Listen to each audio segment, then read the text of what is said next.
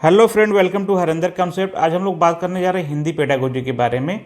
जो आपके 30 नंबर की हिंदी पूछी जाती है, जो आपका पेपर 1 हो या पेपर 2 हो, उसमें आपके 15 नंबर का आपका कंटेंट रहता है और 15 नंबर की आपकी पेडागोजी रहती है।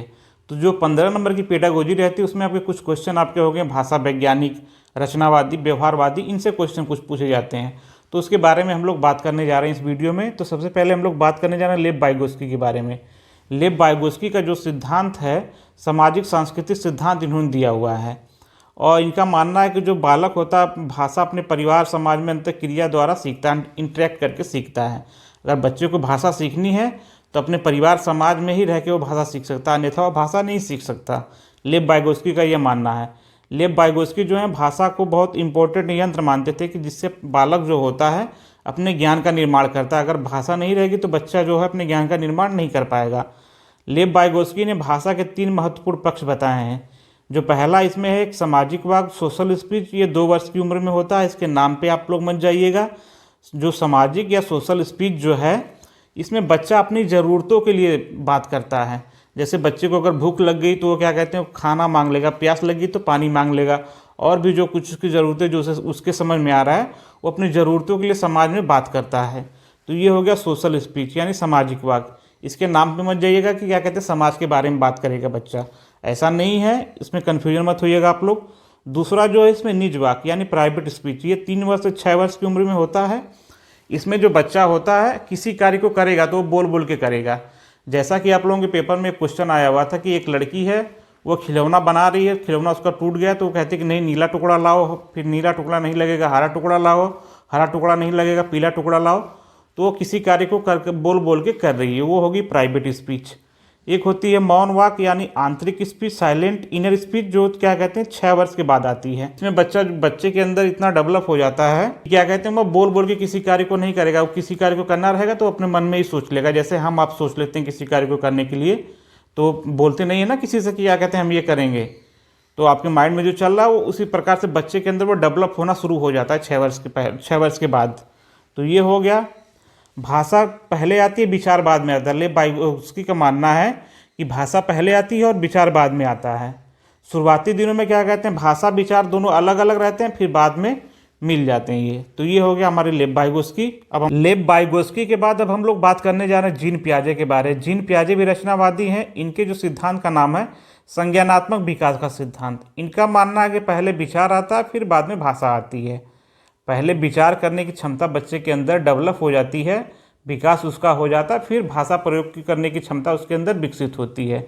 जीन पियाजे का ये मानना। जीन पियाजे जो है संज्ञानात्मक विकास के लिए भाषा को बहुत महत्वपूर्ण इंपॉर्टेंट नहीं मानते हैं, क्योंकि जैसे जैसे बच्चा बड़ा होता चला जाएगा उसके भाषा का विकास वैसे वैसे बढ़ता चला जाएगा। जीन पियाजे का ये मानना है। और अहम केंद्रित वाक्य इन्होंने कहा है जो बच्चा खुद से बोल बोल कर बातें करता है वो 2 वर्ष से 6 वर्ष, उसे इकोसेंट्रिक अहम केंद्रित वाक्य इन्होंने कहा। अब इसके बाद हम लोग बात करने जा रहे हैं नोम चोम्स्की के बारे में। नोम चोम्स्की एक भाषा वैज्ञानिक है। इन्होंने एक परिकल्पना दी है लैंग्वेज एक्विजिशन डिवाइस की। जो बच्चे होते हैं भाषा सीखने की क्षमता जो उसमें होती है वो जन्मजात पाई जाती है, और जिससे वो भाषा सीखते हैं वो भाषा अर्जन एक यंत्र होता है जिसका नाम इन्होंने दिया हुआ है लैंग्वेज एक्विजिशन डिवाइस। इसकी एक परिकल्पना दी गई है। ये हाइपोथीसिस है, ये कहीं पाया नहीं जाता, ना इसे आप देख पाएंगे, इसे देखने की कोशिश मत करिएगा। इनका मानना है कि हमारे दिमाग के जो 2 पार्ट हैं बायां और दायां, तो जो हमारे बायां वाला पार्ट है उधर ये डिवाइस पाया जाता है लैंग्वेज एक्विजिशन डिवाइस। और ये क्या कहते हैं 5 साल तक जो है बहुत हाई लेवल पे काम करेगा, उसके बाद धीरे धीरे ये वीक होना शुरू हो जाता है, क्योंकि बच्चे का जो मस्तिष्क का विकास होता है 5 वर्ष तक 85% तक हो जाता है, बस उसके बाद 15% ही बाकी रहता है। तो ये 5 वर्ष तक बहुत हाई लेवल पे काम करता है, ऐसा नोम चोम्स्की का मानना है। और इन्होंने एक सार्वभौमिक व्याकरण के बारे में बात की है, यूनिवर्सल ग्रामर के बारे में, कि दुनिया की जो सभी भाषाएं एक मूल व्याकरण से संबंधित है। जैसे अगर आप हिंदी सीख रहे हैं तो उसमें भी देखिए संज्ञा है, सर्वनाम है, व्याकरण है, क्रिया विशेषण है, ये सब है व्याकरण। आप इंग्लिश सीख रहे हैं तो उसमें भी देखिए नाउन है, प्रोनाउन है, वर्ब है, एडवर्ब है। तो सारी भाषाएं जो हैं एक ही प्रकार से सीखी जाती है। पहले किसी भाषा को सुनेंगे आप, फिर उसके बाद बोलेंगे, फिर उसके बाद पढ़ेंगे, फिर उसके बाद लिखेंगे। तो इसी प्रकार से भाषाएं सीखी जा सकती हैं, और यही है भाषा सीखने का मनोवैज्ञानिक क्रम। इसी प्रकार से भाषा सीखी जा सकती है। अब हम लोग बात करेंगे स्किनर के बारे में। स्किनर का मानना है कि बच्चा जो होता है वो भाषा अनुकरण करके सीखता है, यानी नकल करके, अपने से बड़े की नकल करके, जैसे घर में माता पिता के, भाई बहन की नकल करके। पास पड़ोस में दोस्त मित्र के, फिर समाज में क्या कहते हैं, समाज की नकल करके बच्चा भाषा सीखता है, अनुकरण करके भाषा सीखता है, ऐसा स्किनर का मानना है। तो ये हमारे हो गए नोम चॉम्स्की और स्किनर। अब इसके बाद हम लोग बात करेंगे स्टीफन क्रेशन के बारे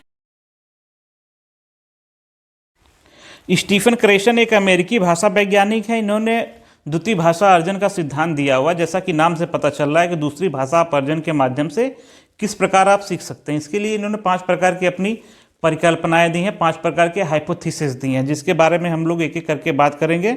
स्टीफन क्रेशन का मानना है कि अर्जन जो होती है एक अचेतन प्रक्रिया, इसके लिए आपको सचेत होने की कोई आवश्यकता नहीं है। तो चलिए एक एक करके हम इनकी जो परिकल्पना है उनके बारे में बात कर रहे हैं। देखिए, अर्जन जो है सीखने की एक परिकल्पना है। इसके लिए आपको सचेत होने की कोई आवश्यकता नहीं। अगर उचित वातावरण, उचित माहौल मिल रहा है तो आप दूसरी भाषा जो आपके टारगेट लैंग्वेज है उसे आप सीख लेंगे। जैसे आपका अगर हिंदी परिवार है, उसमें अगर कोई इंग्लिश बोल रहा है तो अगर उसकी इंग्लिश को आप देख देख के अगर अर्जन करेंगे, सुन सुन के अर्जन करेंगे, तो आप क्या कहते हैं, दूसरी जो आपके टारगेट लैंग्वेज है उसे आप सीख लेंगे। अगर अधिगम से माध्यम से जाएंगे तो उसके लिए आपको तमाम प्रकार के जैसे ग्रामर पढ़ना पड़ेगा, ग्रामर के नियम पढ़ने पड़ेंगे, बुक पढ़नी पड़ेगी, टीचर की आवश्यकता होगी, स्कूल की आवश्यकता होगी, और भी तमाम प्रकार की चीज़ें उसकी आवश्यकता होगी आपको अधिगम के माध्यम से। अगर वही आप अर्जन के माध्यम से कर रहे हैं तो आपको बिना एफर्ट किए हुए आप सीख सकते हैं।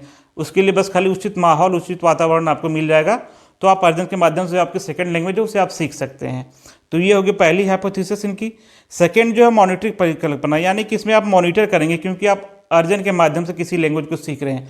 उसके लिए ना ही आप बुक पढ़े हैं, ना ही ग्रामर पढ़े हैं, ना ही आपको टीचर लगा है। आपने किसी से सुन के पढ़ा है तो सुनने में कभी कन्फ्यूजन भी हो सकता है। तो जो आपने वहाँ पे गलत सीखा है वहाँ यहाँ आके आप उसमें सुधार करेंगे। ये सुधार जो अपने से किसी बड़े से भी हो सकता है और अपने सेल्फ से भी किया जा सकता है। ये होगी मॉनिटर परिकल्पना। प्राकृतिक परिकल्पना क्या है कि किसी लैंग्वेज को सीखने के लिए उसके नियम पहले से नियमबद्ध होते हैं। जैसे पहले सुनना पड़ेगा किसी लैंग्वेज को सीखने के लिए, फिर उसके बाद बोलना पड़ेगा, फिर उसके बाद उसे पढ़ना पड़ेगा, फिर उसके बाद लिखना पड़ेगा। तो ये चारों प्रकार जो होती हैं, सुनना, बोलना, पढ़ना, लिखना, इसी क्रम से आप किसी लैंग्वेज को सीखेंगे, अन्यथा आप किसी लैंग्वेज को नहीं सीख सकते। ये एक मनोवैज्ञानिक विधि, इसी विधि से आप किसी भी लैंग्वेज को सीख सकते हैं, ऐसा स्टीफन क्रेशन का मानना है। और ऐसा जैसे जितने भी भाषा वैज्ञानिक है सभी का मानना है कि क्या कहते हैं, इसी क्रम से आप किसी भी भाषा को सीख सकते हैं। तो ये हो गया हमारा क्या कहते हैं प्राकृतिक परिकल्पना। जो चौथी हमारी है इनपुट परिकल्पना, ये बहुत आप लोगों के लिए इंपॉर्टेंट है क्योंकि इससे बहुत क्वेश्चन बनते हैं। ये बोधगम निवेश होता है, क्या कहते हैं इनपुट इसमें दिया जाता है। बच्चा अगर 2 वर्ड की मीनिंग को जाना, 2 शब्द के बारे में जाना, तो आप उसे 3 शब्द के बारे में बताएंगे। जैसे आप उसे इनपुट देंगे, एक उसका स्तर ऊपर करेंगे। जैसे अगर बच्चा 2 पे है तो आप उसे 3 पे लेके जाएंगे, बच्चा 10 पे है तो आप उसे 11 पे लेके जाएंगे, 12 पे लेके जाएंगे। बच्चा अगर 3 वर्ड की मीनिंग जान रहा तो आप उसे बच्चे को 4 मीनिंग का वर्ड बताएंगे। बच्चा अगर 10 तक जान रहा तो आप उसे 11 तक, 12 तक लेके जाएंगे, ना कि 20 तक लेके जाएंगे। अगर 20 तक लेके जाएंगे तब दिक्कत हो जाएगी, क्योंकि देखिए यहाँ पे I+1 मतलब बच्चे का एक लेवल आपको बढ़ाना। अगर बच्चा 10 तक जान रहा है तो आप 11 तक लेके जा सकते हैं, 12 तक लेके जा सकते हैं। जैसे बच्चा 3 वर्ड की मीनिंग जा रहा तो 4 वर्ड की मीनिंग बताएंगे आप। ये हो गया क्या कहते हैं बच्चे का बोधगम करना। 5वीं इनकी परिकल्पना है प्रभावी फिल्टर परिकल्पना। जैसा कि नाम से पता चल रहा है कि फिल्टर लगा हुआ। फिल्टर का काम क्या होता है, किसी चीज़ को साफ स्वच्छ करना। जैसे अगर तेल डाल लें फिल्टर के माध्यम से आप, तो जो कचरा रहेगा वो ऊपर रुक जाएगा, जो साफ स्वच्छ तेल रहेगा वो नीचे आ जाएगा। ऐसा लैंग्वेज का यहाँ पे काम कर रहा है ये फिल्टर। अगर आपका प्रेरणा और आत्मविश्वास बढ़ेगा तो क्या कहते हैं फिल्टर को क्रॉस करके आप लैंग्वेज सीख लेंगे। अगर आपकी चिंता बढ़ जाएगी तो क्या कहते हैं फिल्टर से आप क्रॉस नहीं हो पाएंगे, लैंग्वेज को नहीं सीख पाएंगे। जैसे एक बच्चा अगर टूटी फूटी भी उसकी टारगेट लैंग्वेज बोल रहा था, आप उसे बोलेंगे कि हाँ सही बोल रहे हो, तुम सीख जाओगे, बहुत अच्छा कर रहे हो, तो उसकी प्रेरणा और आत्मविश्वास, उसका मोटिवेशन बढ़ जाएगा, वो लैंग्वेज को सीख लेगा। अगर वो टूटी फूटी बोल रहा, बोलेंगे आपकी नहीं बोल पा रहे तुम मत बोलो, तुमसे नहीं हो पाएगा, तो उसकी चिंता बढ़ जाएगी। यहाँ पे क्या कहते हैं वो लैंग्वेज को नहीं सीख पाएगा। ये प्रभावी फिल्टर परिकल्पना। Okay, thank you for watching.